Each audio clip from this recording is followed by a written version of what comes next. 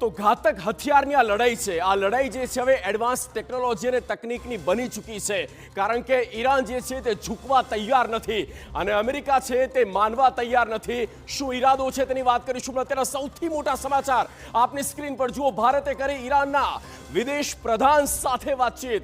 ભારતના વિદેશ પ્રધાન એસ જયશંકરે ઈરાનના વિદેશ પ્રધાન અબ્બાસ અગારચી સાથે આ બીજી વાતચીત કરી છે.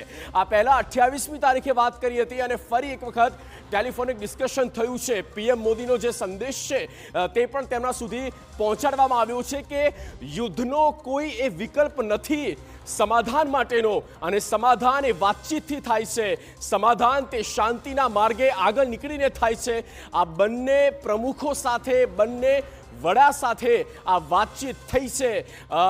ઈરાનના ફોરેન મિનિસ્ટર અને ફોરેન મિનિસ્ટર સાથે આ વાતચીતમાં હવે એ મહત્વપૂર્ણ બની રહે છે કે ઈરાન શું નિર્ણય આગામી સમયમાં આ સિચ્યુએશનને જોતા લે છે.